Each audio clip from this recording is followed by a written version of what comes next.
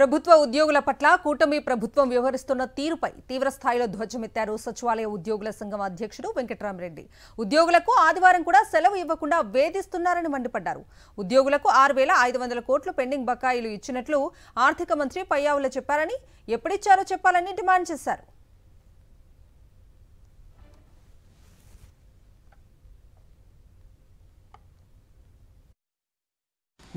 DA గురించి అసలు ప్రస్తావనే లేదు, అసలు దాని గురించి అవగాహనే లేదన్నారు మంత్రి గారు.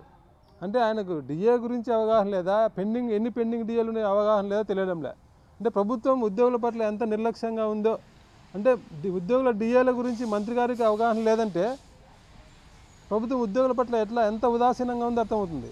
ప్రభుత్వం ఇంతకాలంగా ఉద్యోగులు ఇన్ని రకాల పోరాటాలు చేసి రోడ్డు మీదకి వచ్చి ధర్నాలు చేసి మేమంతా మీడియా ముందు ఘోషించి ఇంత చేసినా డిఏ ఇవ్వకపోతే ఇంకా ప్రభుత్వం ఒక డిఏ ఇవ్వడానికి ఏం చేయాలి? ప్రభుత్వం స్ట్రైక్ చేయాలనా?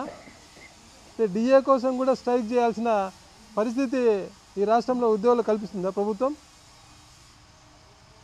ఇంకా డిఏ పరిస్థితి ఎట్లా ఉంటే పెండింగ్ బకాయిలు ఎప్పుడు ఇస్తారు? వీళ్ళు పిఆర్సీ కమిషన్ ఎప్పుడు వేస్తారు? మంత్రి గారు చెప్తున్నారు, ఆర్థిక మంత్రి గారు 6,500 కోట్లు ఉద్యోగులు పెండింగ్ బకాయిలు చెల్లించామని చెప్పి. మేము అడుగుతున్నాం, మీరు 6,500 చేసింటే సంతోషం, ఎవరికి చేశారు వివరాలు ఇవ్వండి. అసలు ఈ ప్రభుత్వం ఏర్పడిన నాటికి ఉన్న బకాయిలన్నీ, ఈ 16 నెలల కాలంలో వచ్చిన బకాయిలన్నీ, మీరు చెల్లించిన బకాయిలన్నీ, మీరు 6,500 కోట్లు చెల్లించామని చెప్తున్నారు. ఎవరికి చెల్లించారో ఆ వివరాలు ఇవ్వండి. మేము ఆర్టీ యాక్ట్ కింద అడిగినా, అప్పీల్ కూడా చేసిన, ఆర్టీ యాక్ట్ కింద కూడా అడిగినా చెప్పడం లేదు. అసలు బకాయిలు ఎన్నో చెప్పకుండా మీరు 6,500 కోట్లు చెల్లించామంటే ఎవరికి చెల్లించారు? మీరు పోయిన సంక్రాంతికి పోలీసులకు 2 ఎస్ఎల్ ఇస్తామని చెప్పారు. మళ్ళీ సంక్రాంతి కూడా వచ్చింది, మీరు చెప్పిన 2 ఎస్ఎల్ పే చేశారా? ఒక్కటి చేశారు.